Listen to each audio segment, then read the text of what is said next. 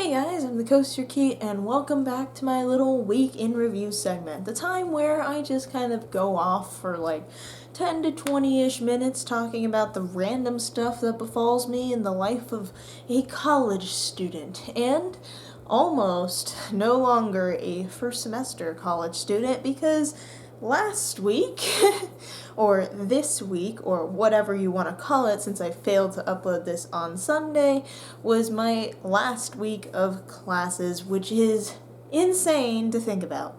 We are pretty much done with our first semester of college over here, people, and the feeling is just of stress and adrenaline and concern as we try to finish up everything that needs to be finished in order to get those grades that I want to get and to get on with my life. It's been absolutely crazy, as every week is, apparently. I don't know if I've ever had a tame week, and this last week I literally had 2 or 3 days where I was doing pretty much nothing. So anyway, let's go ahead and get into it. So Monday, Tuesday, and Wednesday were the last days of my classes. It was just, it was fast, but it was also slow. It was, man, I am not good with words right now.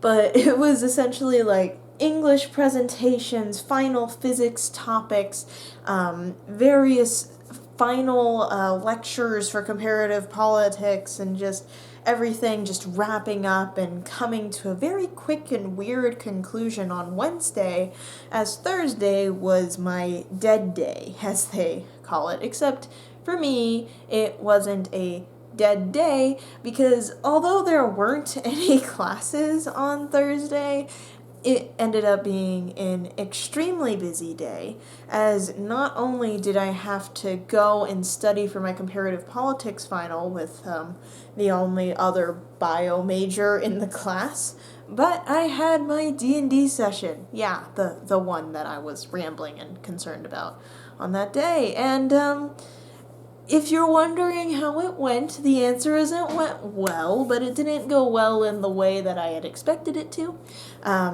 To give you guys a little bit of an overview of what this session was like, just a very brief one, as this isn't going to be another full-on D&D video, which, I can do, but don't want to do all the time necessarily.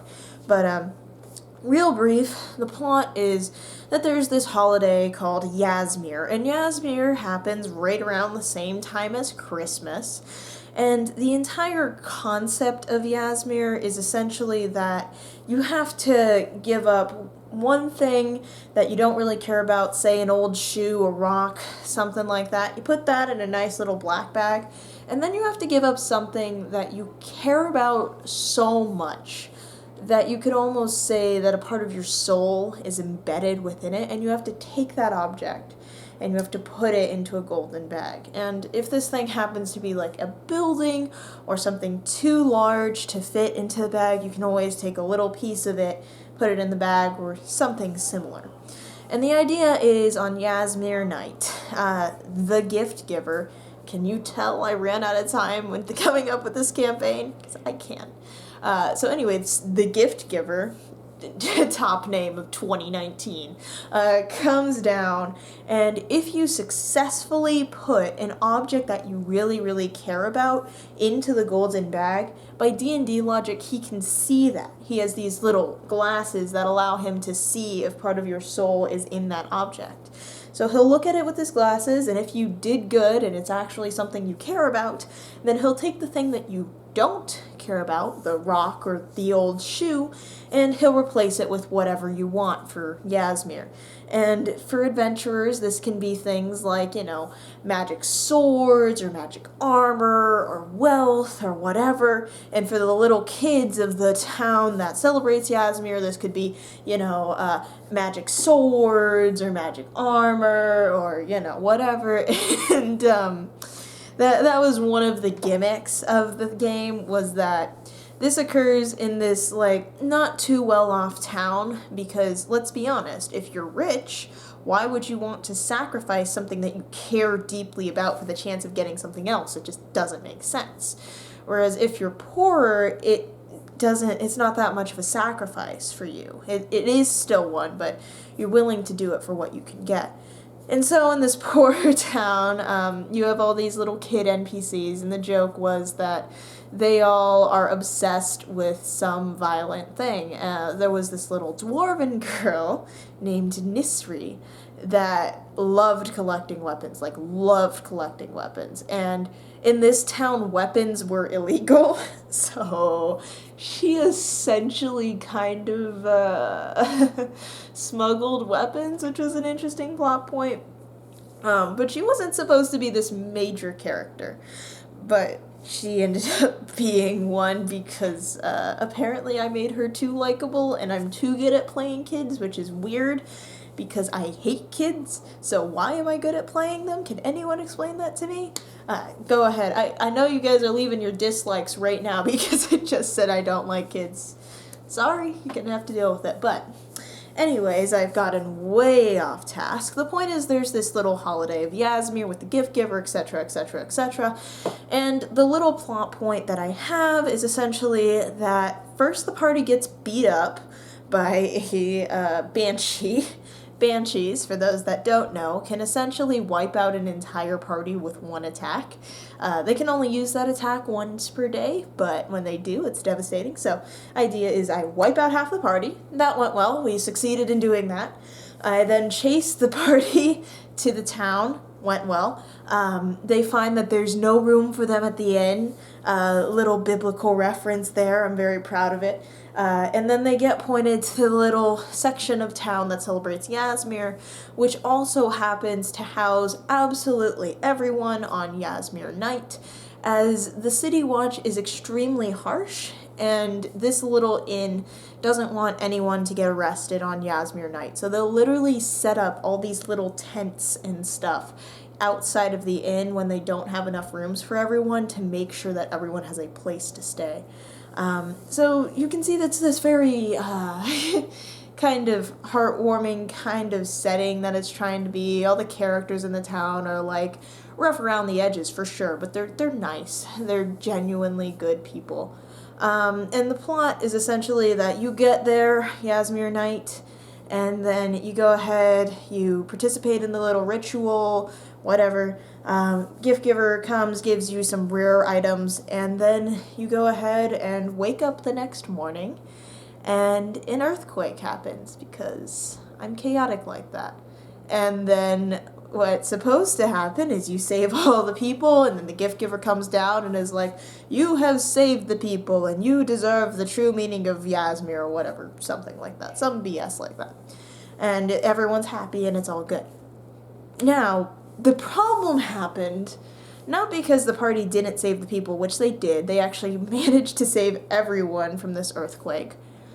But because one of the party members ended up hating Yasmir. Like, their entire character was essentially to be a Scrooge-type character that absolutely despised the holiday of Yasmir because they were more wealthy and it had backfired on them in the past. And so then this character essentially ended up being the main antagonist of the entire story. Because, one, there's not really a main antagonist in the story. The gift giver has some shady stuff going on below the surface because he's actually a fae, and he's trying to do this whole convoluted thing that if you're curious about, you can ask me about in the comments below and we can talk about it. But anyway, gift giver has this like low-key, very complex backstory that I don't want to get into because the group didn't get into it. And they didn't need to get into it because this Scrooge player character ended up essentially stealing the show. They would go off on their own from the group to go and do their little rituals to the essentially anti-Santa that is Krampus, and they would get their power from them.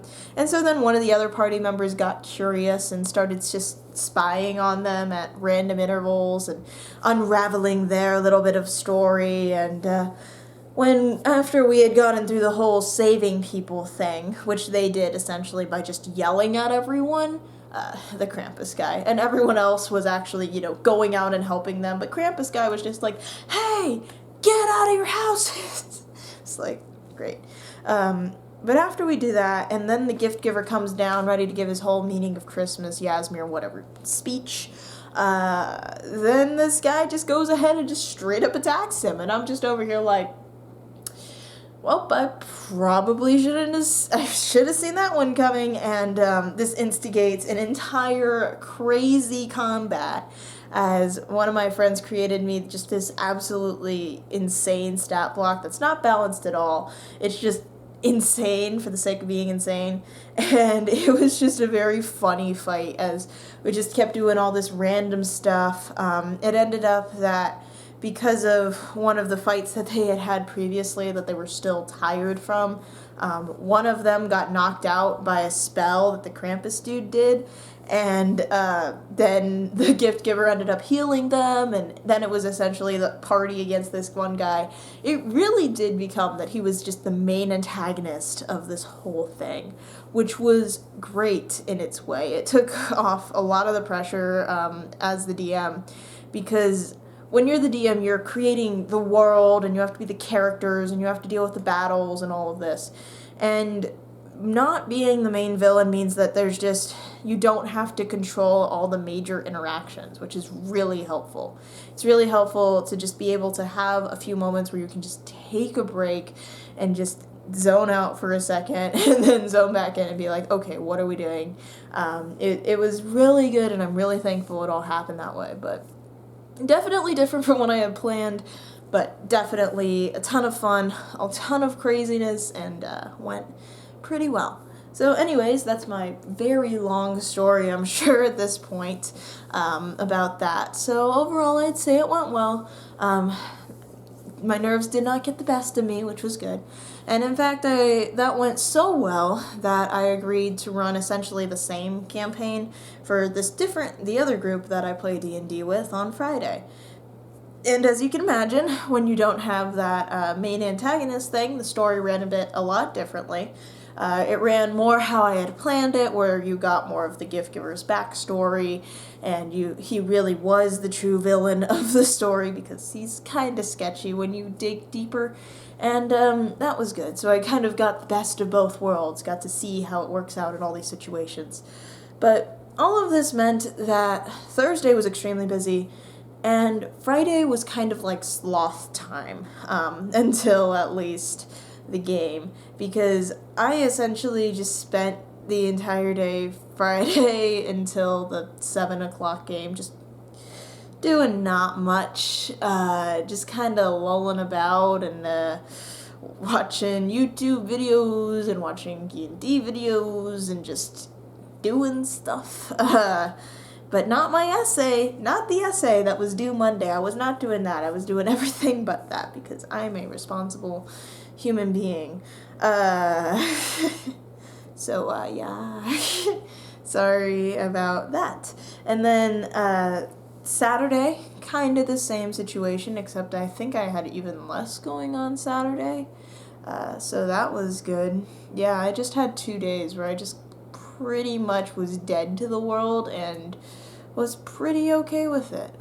Actually, it was pretty nice.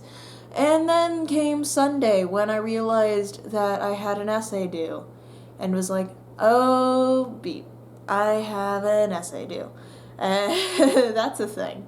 And so I literally woke up at 8 on Sunday and worked on that essay for probably around 10-ish hours, because it was like 8 to 12, and then it was 2 to like 6, so that's 8 hours, and then it was like 9 to 11, 10 or something.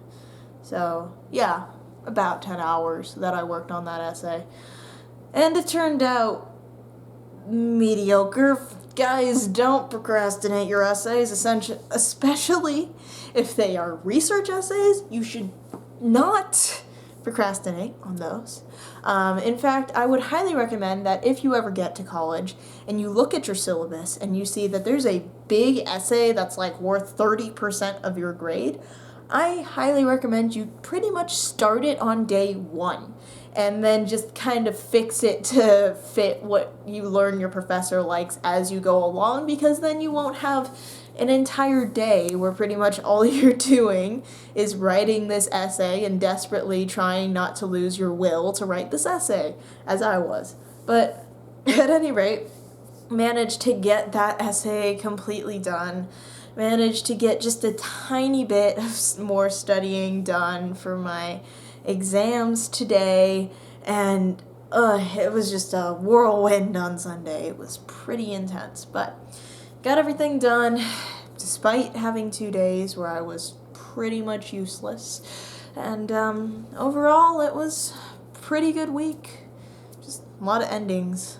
A lot of these videos have a lot of endings. I'm starting to think that the true theme of college isn't really like learning or growing or academics. It's really just moving on and getting used to not seeing the same people all the time and getting used to understanding that and working forward. So anyways, that was my kind of week in review. I hope you guys enjoyed it, and I hope that you guys had an amazing week as well.